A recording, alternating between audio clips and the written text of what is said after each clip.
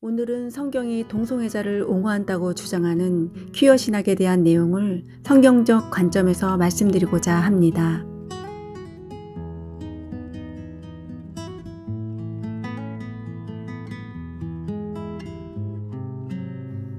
자웅동체란 남성과 여성의 생식기관을 모두 가지고 있는 상태를 의미합니다.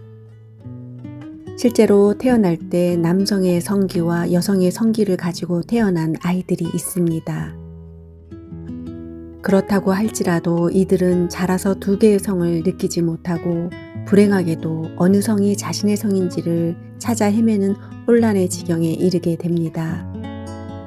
이들은 기형적으로 태어난 아이들이지 남성성과 여성성을 동시에 가지고 태어난 아이들이 아닙니다. 하지만 이러한 아이들을 빌미 삼아서 동성애를 부추기고 있습니다. 안드로진은 헬라어 단어에서 유래한 남성을 의미하는 접두사 안드로와 여성을 의미하는 진이 합쳐진 용어 남성성과 여성성이 합쳐진 성별적 표현입니다. 이처럼 분명히 태어날 때부터 기형적으로 남성성과 여성성을 가지고 태어난 아이들이 있는 것이 실제적인 상황입니다. 그렇다고 한들 이들의 출생이 동성애를 긍정화시킬 수는 결코 없을 것입니다.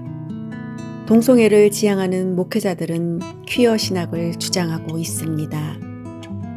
퀴어 신학에서는 말하기를 가장 이상적인 상태였던 아담은 성이 이분법적으로 분화되지 않고 조화를 이뤘다고 합니다. 이 말인즉슨 하나님께서 아담을 가장 이상적으로 창조하셨는데 그 아담에게 남성성과 여성성을 갖추게 하셨다는 것입니다. 그렇다면 하나님은 아담을 인간이 아닌 괴물로 창조하셨다는 말이 되는 것인데 이처럼 극악무도한 궤변은 도무지 용납될 수가 없는 것입니다. 그들은 창세기 하나님을 안드로진으로 묘사하고 있습니다.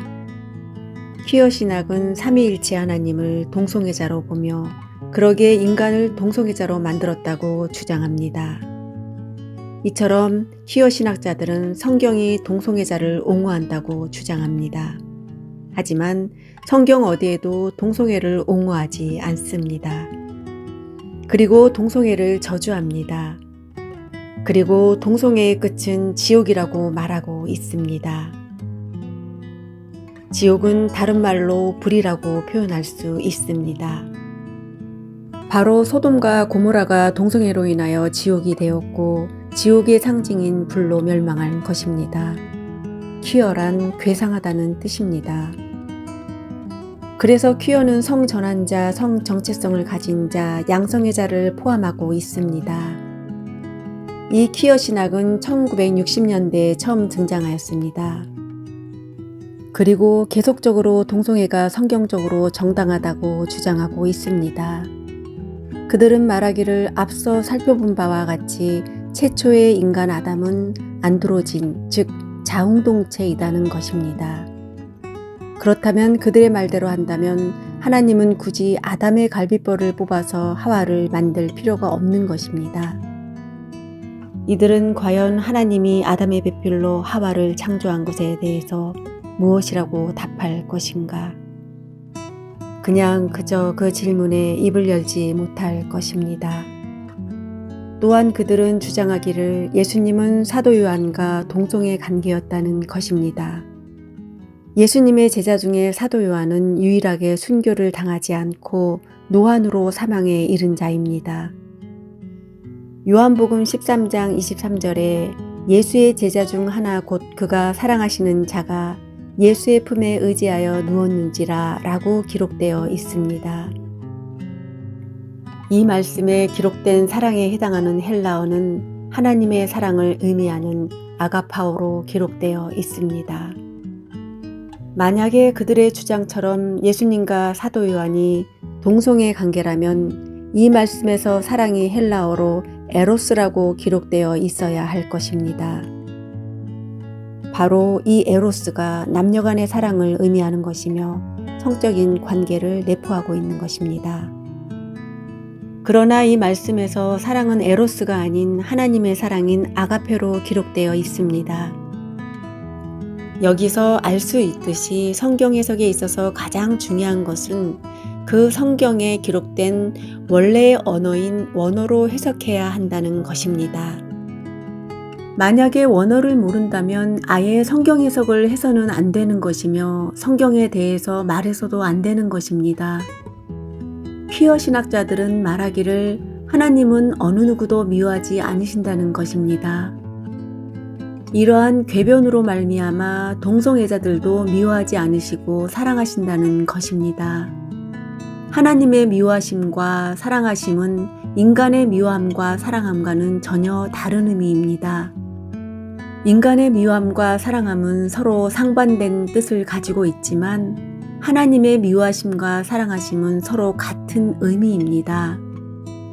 왜냐하면 하나님의 사랑이란 아가페 사랑인데 이 아가페는 서로가 주고받는 쌍방적인 것이 아니라 오직 하나님께서만 주시는 일방적인 것이기 때문입니다.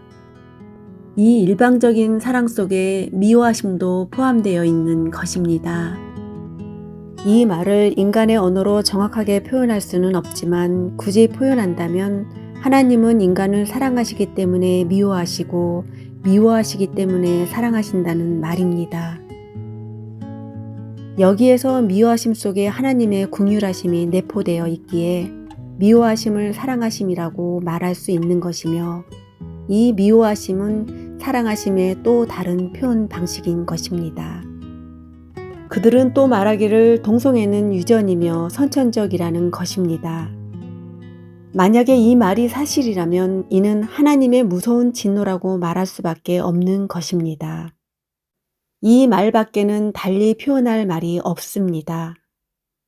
더 나아가서는 이 말이 곧 유기를 입증하는 말이 되는 것입니다.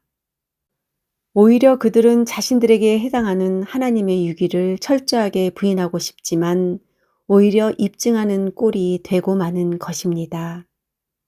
이것이야말로 어리석은 자들의 최후의 말로인 것입니다. 이는 자기 꾀에 자기가 넘어지는 꼴입니다.